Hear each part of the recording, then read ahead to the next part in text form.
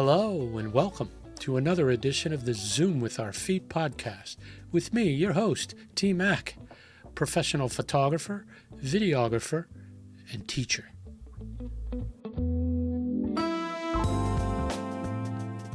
The ZoomPod is your gateway into the world of creators, offering valuable insights and discussions with experts from photography, broadcast, and cinema. On this episode, my buddy and former colleague John Skrada stops by to talk about the importance of the journey and about his path from camera operator to replay operator to director to TV truck owner.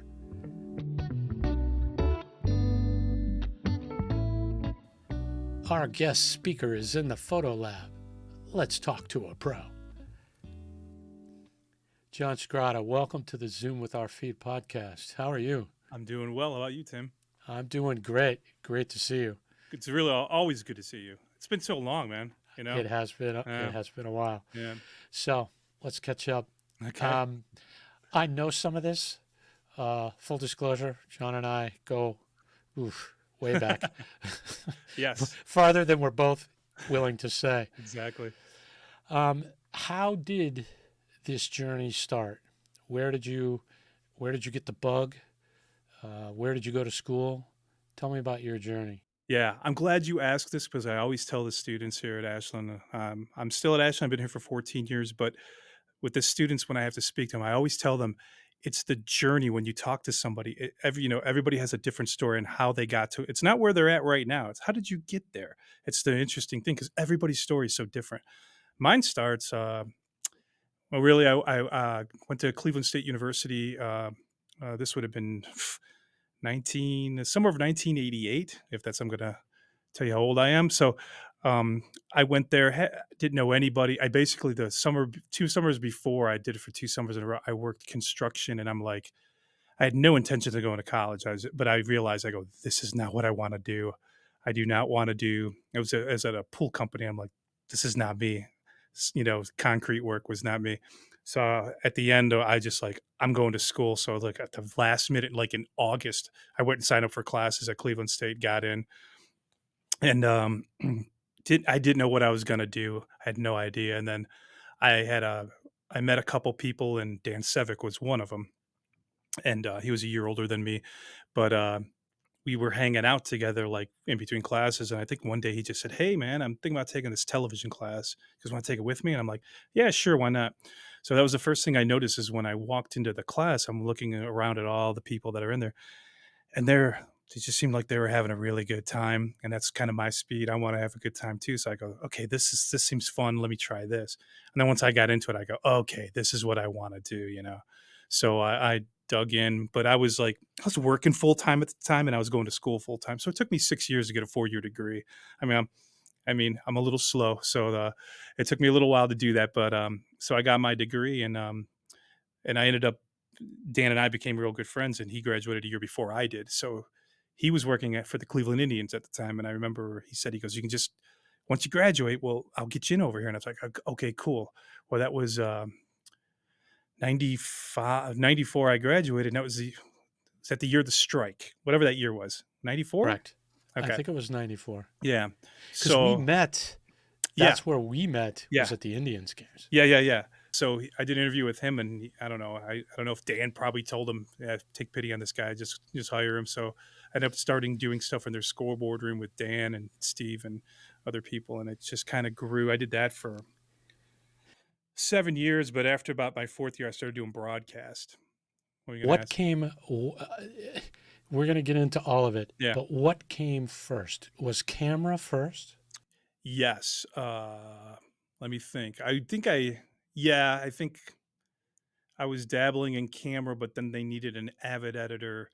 And so that's how Dan and I started our company, because Steve Warren again came and said, "Hey, you two knuckleheads, all you guys do is talk about, hey, we're going to start a business. You're 25 years old." And I'm like, "Man, we could start a company and, change the world." And we started the company, and that's about as far as it got. There was no change in the world. But so he said, "Hey, if you guys buy an editing system, we'll rent it from you." And I said, okay, so it's basically almost enough money to make the payments on this thing that we, so they needed somebody to operate it. So I ended up operating it and then renting it to them. Then we started making a little bit of money. Then we bought a beta cam. So we bought a ENG camera, and then it was lights and audio, and then another editing system, then a third editing system because we were doing more and more stuff with some contracts. So that's how I kind of got started with that. But yeah, but I started in camera, then editing, and then I ended up. I don't know if it was one day somebody like got sick or something at it might have been a Cavs game or something. I think. Replay. Yeah, and they came to me and go, "Hey, we gotta put you on replay." And I go, "I've never done it before." And they're like, "You got 20 minutes to figure it out." And I'm like, "Okay."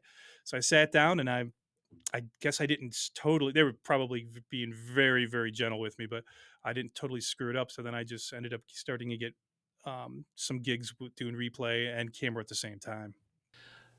Let's talk about let's talk about replay as a Yeah, position because you've done some pretty extensive work in that position. And bonus, theme of the pod, you've taught people yeah, how to do it, including, yeah, which yeah. was no small feat.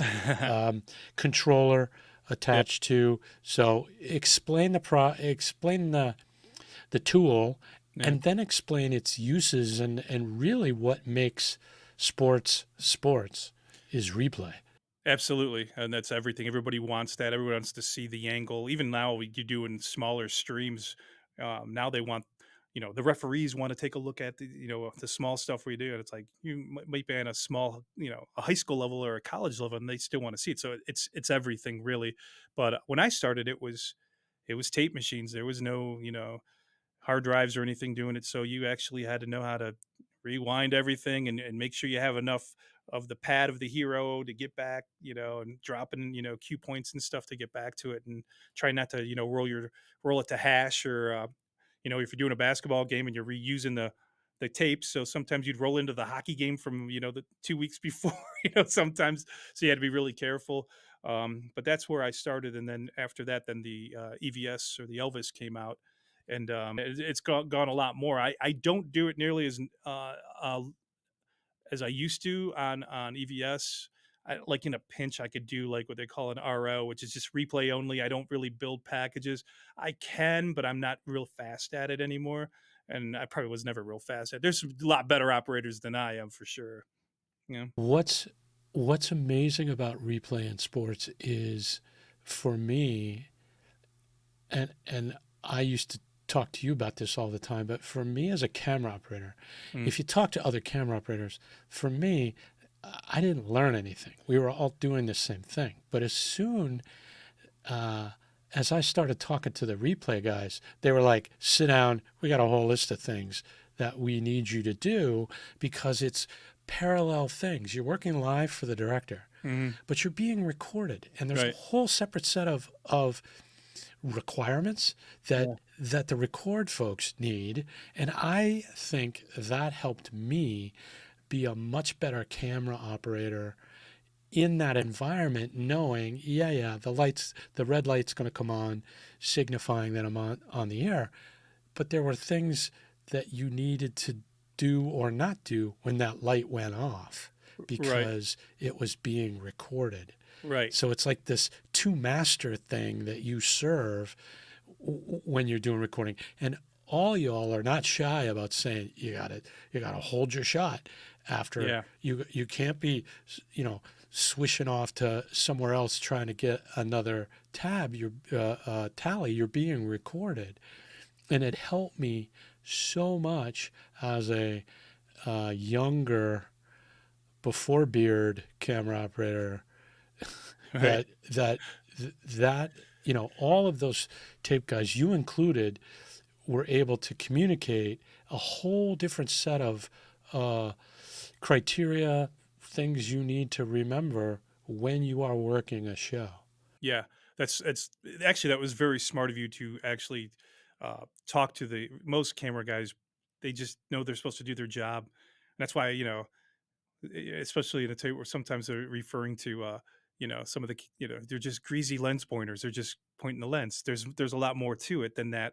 And I learned more about running camera once I went into the replay world, because I'm like, oh, plus I got to see some really good camera operators. And I go, that's where you do. Because like I said, not only I'm surely not the best replay. I'm not the best camera operator too, but I learned a lot from watching the ones that have been doing it a lot longer than I have and did bigger shows than I had it, and they just more experience, And I'm like, oh, I get it. And then let's say I left to go from the tape room to go do camera.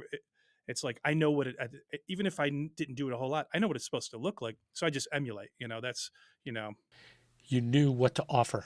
yeah. It's And then it's offerings.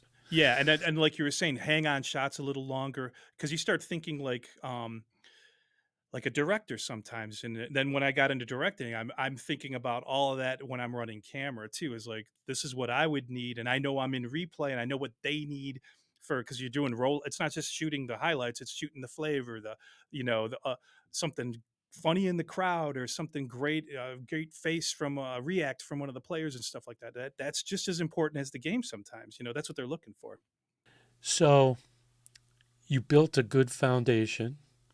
Then you and Danny, crazy. And what year was the start of the Uh, business? we started the business in 1997 with just the one Avid and everything, and we slowly were building. We really weren't making money. I mean, we make a little bit, but most of it just went to paying equipment off. And Sure. there's many times where I'm like, is this even worth doing? Because Right. as much time as I'm putting into this, am I getting enough out of it?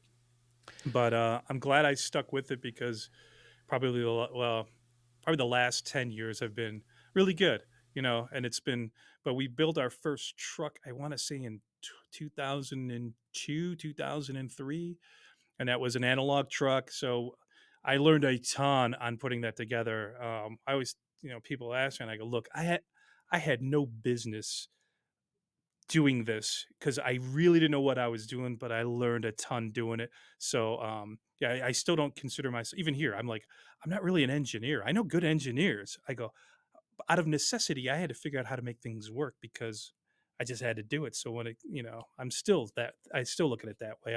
I can make it work. The interconnectivity of it is what I think a Mm, lot of people don't understand. The interconnectivity of cameras, switcher, monitoring, mm, replay, and then all of that down to one something right. or two, audio and video, out to Yeah. wherever. In the begin well when I started, it was analog, so it was a totally different animal. Now it's very, very easy compared to what it was, because everything had to have black burst, everything had to be timed, and it was just it was a different world where you had to know how to do ththings. And now it's almost all plug and play. I mean, all these switchers, you just kind of go, well, everything's in like network now too, and you go NDI with everything. You can pull things in. It's crazy how much easier it is. But in one sense, in another sense, it makes it a little more difficult on another other ends, because I have this problem, with if your network goes down, you lose everything. You have nothing because it's all networked together. In my truck, my replays network to the switcher, my graphics are networked to the switcher. So, I mean, I don't have it. I don't have those problems in my truck, because I kind of made it where I know it can work, and it's pretty foolproof. But working other places that, like I work, I direct the Cleveland Charge games too, and we moved from Canton to Cleveland, and we had to move our room just this past summer, and we always have network issues, because it's just a lot. We're pulling in a lot of stuff, and there's a lot of people on the network, and so it's like it gets kind of, yeah, it gets it just took us time to fine tune it. Now it's pretty smooth, you know. But in the beginning, it was like, why isn't this working? It should be working, but you figure it out. We'll get to directing in a Yeah, minute. So that led to first truck yeah. about what year? 2000-ish? 90. 2002, 2003, I think. Okay, Yeah, so now we're getting close to the Ashland years. yeah. So in my journey, I was now by the early 90s, I was now out on golf Right. and would see you when I would do a guest spot on the visitor show for baseball Right. or whatever. Mm-hmm. I made the decision in 2000-ish. My oldest was born in 96, and I realized it wasn't sustainable. Yeah. 35 weeks of golf a year just Yeah. wasn't going to fly. And I got the job teaching.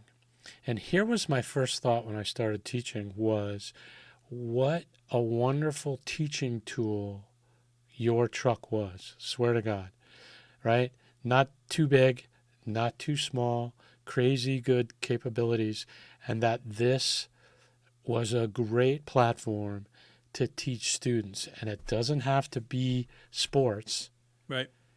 right? It could be a whole lot of things that can be shot multi-camera and in a truck. And I remember thinking that when I switched from television to education, which would have been right around 2002, I think was my first year Okay. at Hoover. Okay. I remember when you left. I remember when you told us all, and I remember talking to you. I remember going up to you and go, man, that is awesome what you're doing. I remember telling you, I go, that's, you got it. You that's something in my head. I was like, that'd be something I'd like to try someday, not knowing that it would actually I was happen. going there. Yeah. Yeah. So then fast forward. So Mm. after about 6 years at Hoover, I got it in my head. This is all, me thinking that the seniors in high school, we were helping find colleges. I felt like at the time leading up to that, I had now my teaching license. I was understanding how to be a good teacher of this. I was very lucky. I was teaching what I know, but still having to put it in terms that kids could learn. Right. That's the hard thing to do too. It is a very hard thing Yeah. to do. And so I felt like I wasn't helping them get jobs. And so when the Ashland opportunity came up, I jumped at it for the reason that I could help kids get jobs. That's what I thought at the time, Right. right? Right. And I remember because of circumstances, we were changing the department and really in need of someone to do operations. And you were the first person that I thought of. And I said, oh, I got a guy. And the first thing I remember telling all of our dear friends now was, not only can this guy, has he done it all the down the line of production, he built his own truck. And for me, that's the ultimate teaching and learning environment. And to my shock, to this day, you were game. Oh yeah. For the whole thing. Yeah. Absolutely. And so for you to go, yeah, I've been there 14 years. I'm like, what have I done? Yeah, you brought me here, but I'm so thankful you did. I mean, to be honest with you, I didn't think it would last this long either. And and it's fine. And I don't know, when people ask me about, even the students here when they ask me about, you know, work and stuff, and I always, and I still look at it as, it's a 3-act play and I'm in my second act. I said, I feel like I have a third act in me. I just don't know what it is yet. I go, but if I stay here, that would be fine. That would be totally fine. But if something happens or something else comes along, I'm open for it. And I've had a couple chances to do it, but it just didn't seem right, so I'm still here and I'm glad I am. I mean, it's flown. I can't believe it's 14 years either. It's crazy. Well, what I've learned is that really there's two parts of sort of constructivist education, and that is laying out the theories and the general knowledge of fill in the blank. Right. But there's an application step. And I think that in where most colleges are lacking is in that application step. So students will graduate with a knowledge of remote truck work, Right. but no experience in that. Right. And so the beauty of, I think, what I was able to contribute at Hoover, because they have a truck now, Yeah. and also at Ashland with you, is that second part. And for me, that's the money ball, because now, and you only have to look at the graduates in that time period, Yeah. and where they are. Right. At this point, a third of them have been on the podcast, or at least recorded already, Right. because they're off doing production. So for me, the point was, you were really the linchpin of us. All of the teachers wanted to converge. We wanted to break down the silos. We wanted all of our students to take a little radio, take a little newspaper, take a little production, Right. and then work with the crazy guy with the truck, Right. and get the experience. And I think that for my money is what makes Ashland's program, Kent's program, so strong, is that they're able to apply it Yeah. in as close as we can get to the real world. And in your case, in our case at Ashland, these were games going on a television network through your contacts, which were built, as you said, with Right. those relationships, which also proved, because I would always say, it's not by chance that Ashland games are on STO. It's because of a network and relationships and people who know each other in the business. Hint, hint. Yeah. Yeah. To Exactly right. students. Yeah. So okay, so for all the other reasons, some of us have moved on, but you're still going strong. It's awesome what you're still able to get done. You've had some championship seasons, but I think what makes me kind of smile is that you're still dipping your toe in keeping your skills in the industry. How did directing come about? Tell me that story. Well, that's when we started doing our truck, and Dan was actually does a lot more. Well, obviously he's the director of the Cleveland Cavaliers now, but he was moving up as a director, and I did some TDing for him and stuff. But for our business, I'm like, I would do what we needed me to do. I didn't really have to, but he was torn between working bigger games than what we were and doing ours, and I'm like, if you get an opportunity, you got to go for it. You can't. You got to do that. Yeah, you have to. So when he said, okay, I can't make these number of games, I said, fine, I'll move over and direct and get somebody else to run replay and produce. So now I think now I direct more shows with our company than he does, just because he's very busy with the Cavs, and with traveling and everything. Although he doesn't have to travel as much as he used to. They do a lot out of the studio now. Well, So yeah, we'll get to yeah, okay, sort of the evolution yeah, of remote, not remote yeah, production, but rattle off some of the stuff. So you mentioned Charge, yeah, which is funny having it go. So it went from the Civic Center yeah, in this area yeah. to back up in Yeah, Cleveland. Wolstein at Cleveland State. So that's where we're Ah, at now, and that's when they moved there. It you're was back at Cleveland State. Yeah, I know. I come full circle back, and I swore when I left there, I go, man, I'm never. This is where it goes bad. As I graduated from there and I walked out of there, I go, I'm never going to work in this town again, and that's where everything's at. I was pretty ignorant. I didn't think it through. I didn't know I was going to go to sports, but so yeah. So then I get a call from Robin Cattler. She works for the Cavs, and she just said, "Hey, do you know anybody that knows how to cut a show on a new tech switcher?" And I'm like, I wrote her back, and I'm like, "Well, I own one." I just said, "Well, I own one."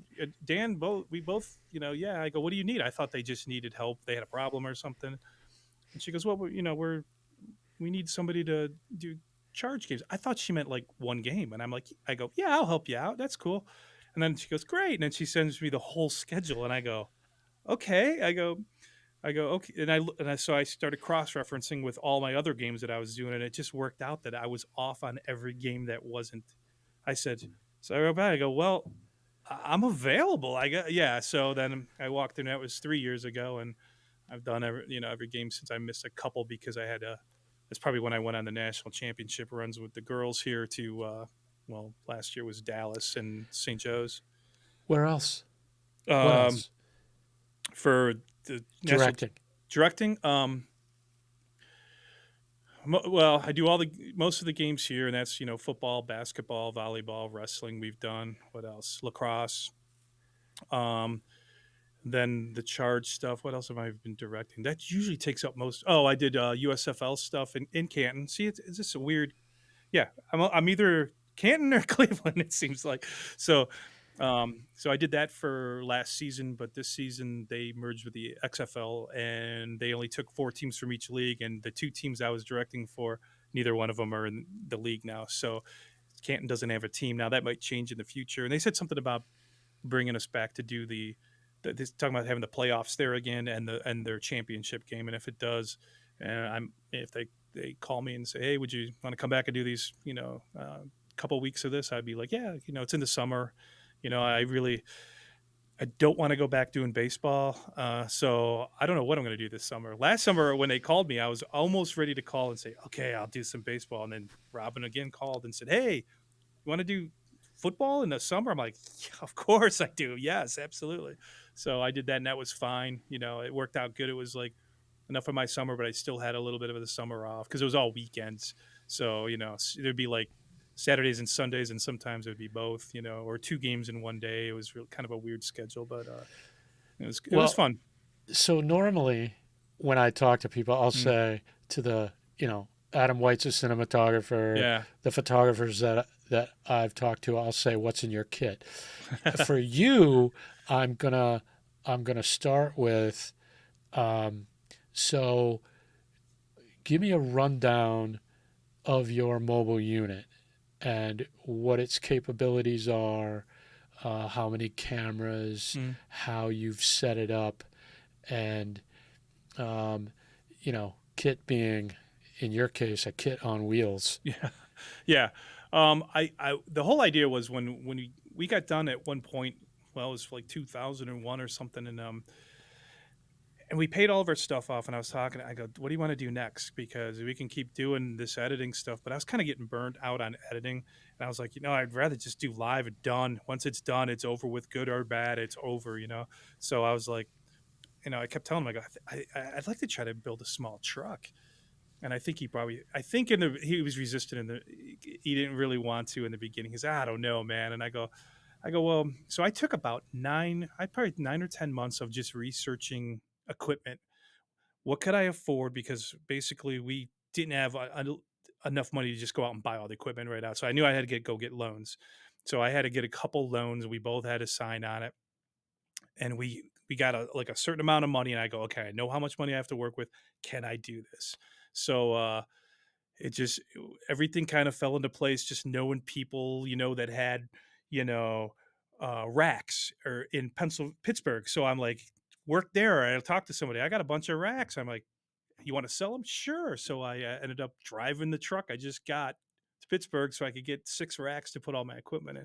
Drove it home and just started putting it all together. But I wanted to keep it small for a lot of reasons. In my head, I kind of thought, let's just do high school sports. This will be good. I go, so we need something small to get in and out of places because most, then I had to figure out the power thing because I'm like, I can't go in and expect these high schools to have 220, ready on a box outside of the football stadium. I got to think of power consumption, got to figure out how much I can draw. So I had to do all the math, which is a big stretch for me. But I figured out what I could do and how I could do it off of 20 amp circuits, and that's what basically was my concept. What can I do now? So much easier. Everything doesn't draw in power because remember back then you had those NTSC monitors that were like I didn't Oh need yeah. heating. You just turn those things on in the winter and it just heat the whole truck because there was so much heat coming off of them. So you got to figure out air conditioning, you got to figure out heating, and like now it's just a totally different animal. Everything's as a computer, doesn't, very low amount of power drawn. So I had to do some research on what can I afford camera wise, what can I afford lens wise, and what was I trying to do with it. So my ed was high school sports. Well, then it kind of got into where I was doing stuff for have you had Paul Ditchy on? He's the one that actually started us doing. We went over there and did John Carroll stuff when he worked over there. So John Carroll, that I started doing games over there. Then BW didn't want to be shut out, so they called, and I started doing BW games. Then it went into, I've done like Worcester and Heidelberg and Ohio Northern and obviously Ashland. Who else have I done? Lake Erie. I've done stuff for a bunch of yeah. That was a while ago. With the first year they had a football team, I did their football game for them, and it just kind of grew. And then once I got here at Ashland, I kind of fine tuned it down to like, okay, now I can get a crew with the students and teach them while we're doing this. So, maybe kick them a little bit of money just for coming out instead of getting a side job. They can just come in. To this date, we're still doing it the same way we did when you were here. They kind of work for me, and I got to write them all checks, and it takes up too much of my time writing the checks because I got to do it for the radio guys too, and because we're doing a radio feed on top of a TV feed or stream, depending on what we're doing. And so it kind of just evolved. 5 cameras? I have 4 on this because I realized when I had 5 on my other truck, and I realized nobody's paying me any extra for the 5th camera. And the switcher I wanted to get only had 4 inputs for it, and so I'm like, let's just do 4 camera shoots. I kept thinking at that point it was like, this is more of a teaching thing now. I need to teach them the basic 4 camera shoot, and then tell them, hey, they only get bigger from here, but every game you do will have these 4 cameras. These are your essential 4, and so that's kind of what I went with. And after a while, they start getting it.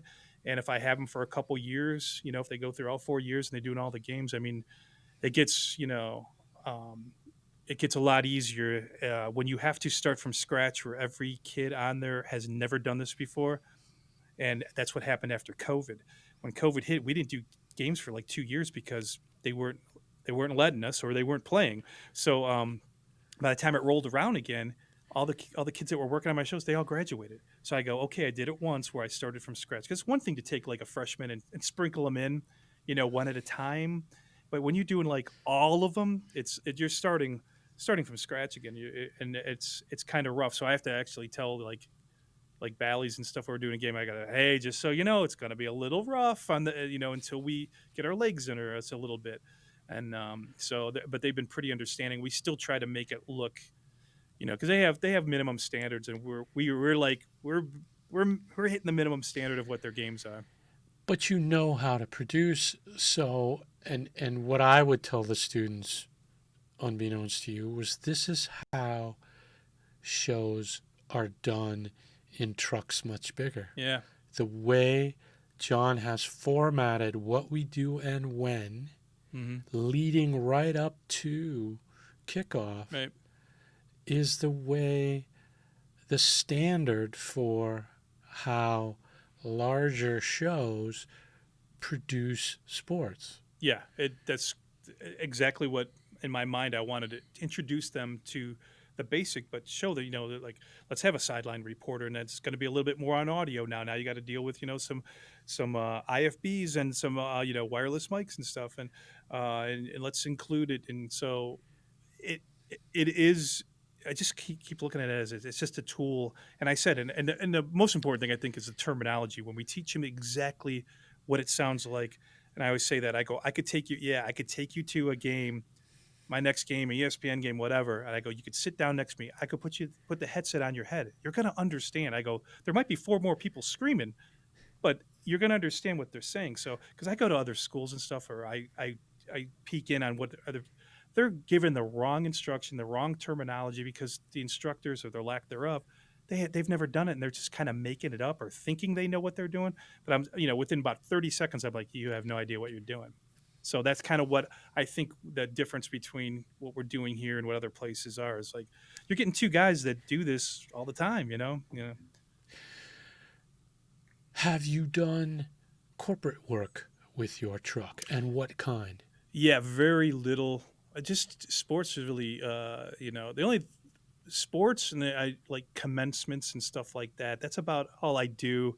Summers are usually slower because no school is in session, and that gives me a little bit of a break.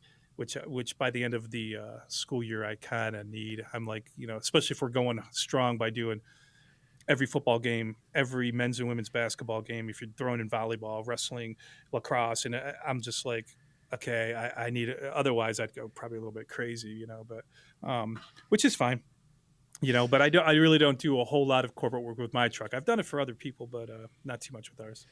Well, where I was going with that is another lesson, because I do get a lot of students that say, "Oh, I'm going to run my own business." Yeah, I hear that. How, what would you say to them about the business side, dealing with clients? Yeah. I used to advise, I remember telling you this. I used to advise all of my majors to go over to the business school and take minimum 2 classes, best minor in business, because Yeah. chances are better than 80% that by the time you get into the industry, you're going to be an independent contractor, Right. have an LLC, Right. working for yourself. And guess what's the first thing you're going to need to understand is all the basic business. Going to have that basic business knowledge. Yeah, for sure. I would definitely recommend that because I didn't do that route. I learned the hard way, and when I mean the hard way, people will take advantage of you, and and you got to learn about people on top of business, and then realize how to separate it. You know, when I'm doing something, especially if I'm doing something a long time with somebody, and things, hey, we're going to go a different direction. Hey, totally understand. It's business, man.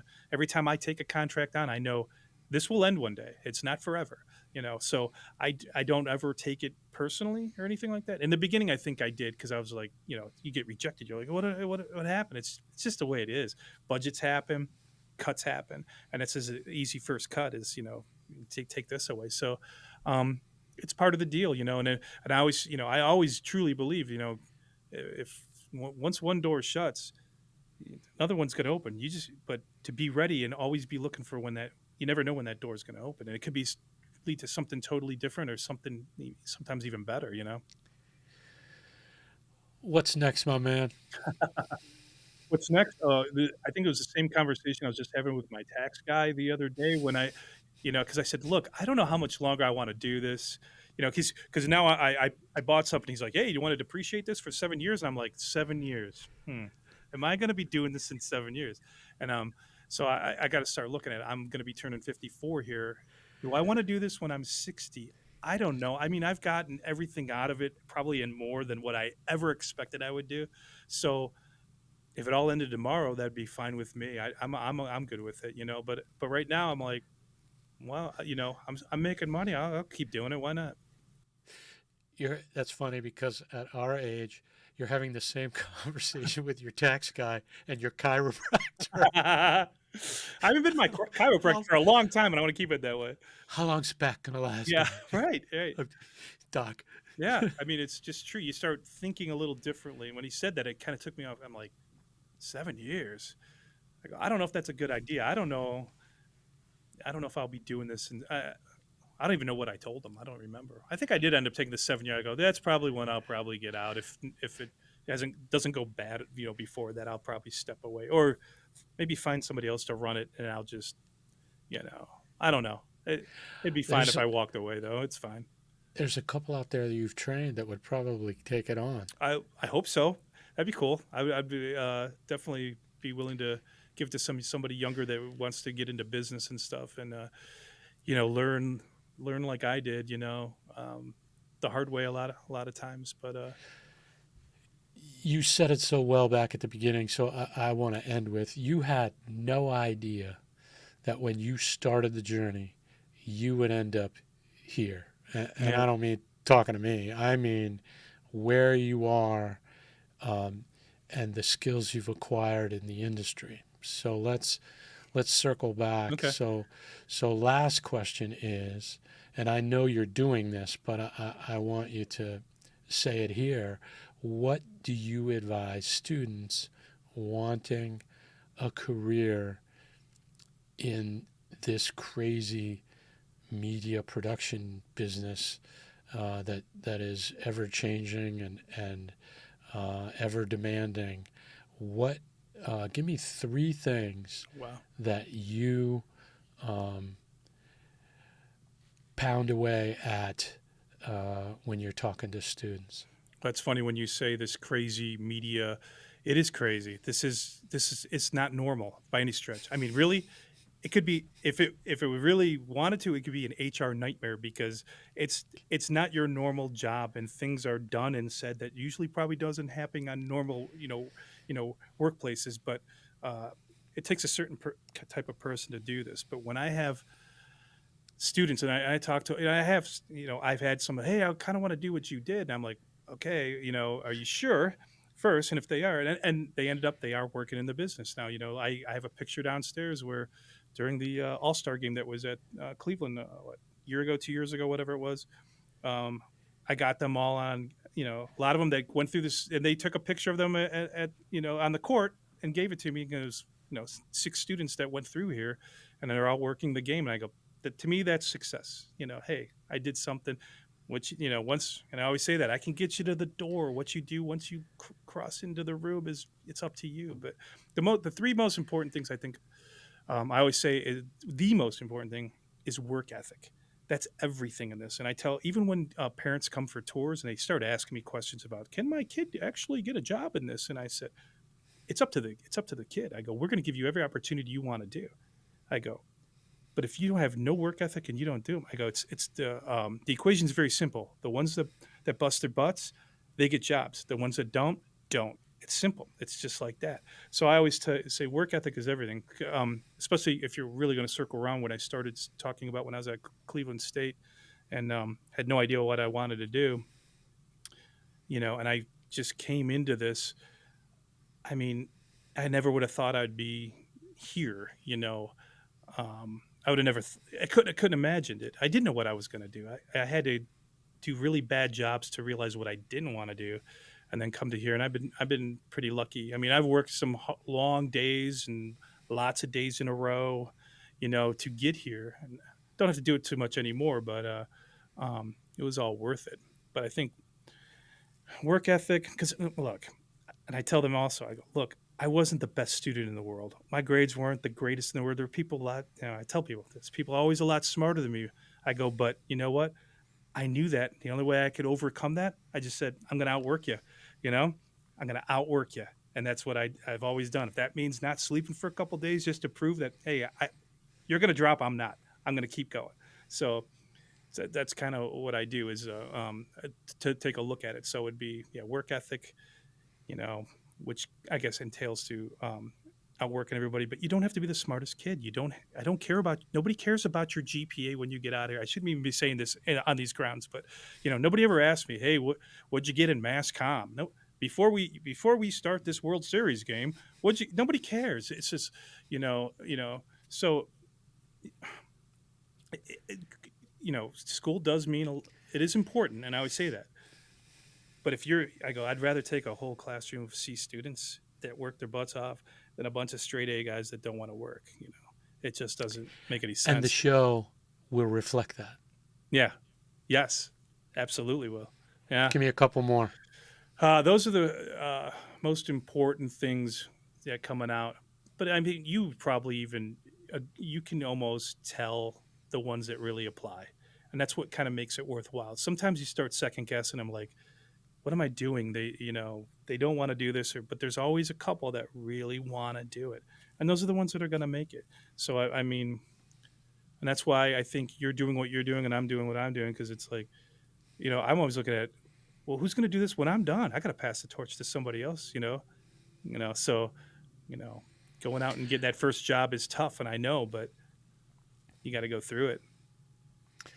I met someone locally that informed me that they had done a golf show and they had come to me during lunch and they said, do you mind? They were a utility. Oh, okay. And they said to me, do you mind if I go up and run your camera. And there were a lot of guys that didn't like that.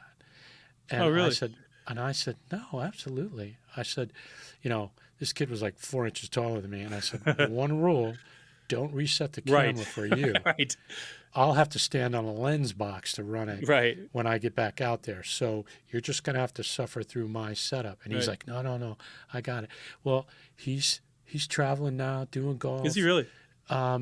and camera guy, and just living his best life. But Yeah. he sent me a nice note, and it was like, same thing you were saying. It was like he wanted it. He saw those opportunities, and he just found somebody that I think he knew would not mind. Right.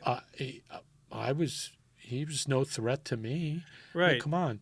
And that's kind of when you know that there's more teaching and learning than there is some of the other stuff. I found myself teaching all throughout my career of different things, or learning with the replay guys, Right. or whatever. And I always key on that with students. Do they want to learn more? Yeah, you got to always want to. It's just part of the deal. The technology changes every. That's why I still do. I still keep my, just enough to do it. It's not about the money really. It's about, well, just in case I need this, and it's a great side job because I don't know where else would pay me that much to do that kind of work. So I'm like, yeah, I'll do it. And my church season is over on Wednesday, and then they said, hey, baseball's starting. Could you come over and do the last 3 Cavs games? I'm like, yeah, sure, no problem. Just so I can see has anything changed? What do I need to learn? And a lot of times I'll see equipment or something, and I go, oh, we need that at school. This is something I could use. So and because they always have the most up to date technology, True. you get to see it first, and I'm like, okay, and plus I can bring it back here, teach them. This might help you get a job and separate you from the other 2,000 kids that are graduating and trying to get that one job. I mean, you might separate yourself a little bit by saying, yeah, I've run that, or I know how to do that. I know, you know. So yeah, that's very important. Just wanting to learn will sustain you your entire career. High school, the high school finals are always here, and Yeah. this is like this is a tribute to the 6 degrees of separation from Hoover High School's video department. So here's what we had. We had essentially the 3 people who were the educators in the program, me, former, the current who replaced me, and Tom Wilson, who's still there. Yeah. All booking all of these kids. The person who took my job was in my very first Hoover class. Is that right? He booked everybody, and he reached out to me and he said, would you like to do video? And I said, I would love it. I have thought about that so often during my career that I should have gone in the back of the truck and done that. Coming from camera, I think that would have been a good fit and a good evolution. And so we did all the scoreboard work for the finals this past November, Nice. Okay. December. And I sat there, and I meant to call you and say the great thing was it was only 2 cameras, so I couldn't screw it up. I couldn't screw it up too badly, but they were appreciative of me bringing all that sort of skill level of how this works. I'm working on preset. I'm not working on the guy that's on the air. Either he's right or he's wrong. Right. And they were like, man, you said you'd never done that job. And I said, I haven't. But yeah, you never did I it. know but yeah, you've been what around it forever. Yeah. Once I had someone show me what I heard in my head for years from video guys, oh, that's what they're talking about. Up and down, spin the, all of that. And I'm like, man, I should have done this earlier. Yeah. So you're up in that room. That's where I did my USFL stuff, was in that room. That same room. Yeah, yeah. Oh, yeah. Yeah. If you need a video guy, let me know. Oh, well, I didn't know you did it. That's funny. That's hilarious. Yeah. So Oh goodness, John Skrada, I have wanted to snag you. I know you've been I know you were busy and are busy. Yeah. Basketball's over now, so Yeah, we got eliminated out of the tournament a little earlier than I think everybody anticipated, but it was good for me because it was gonna be crazy. I was gonna have to drive students to St. Joseph, Missouri.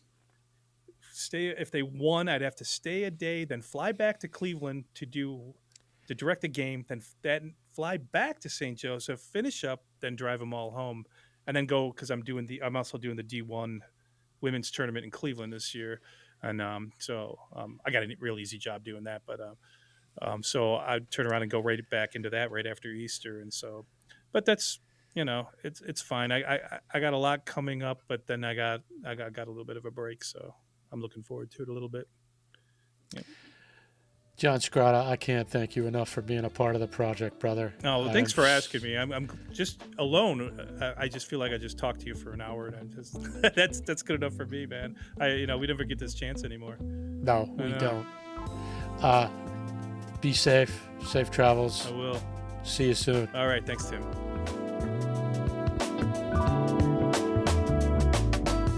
Many thanks to the multi-talented John Skrada, owner and president of S&S Productions and the operator of one of the baddest small production trucks in Ohio.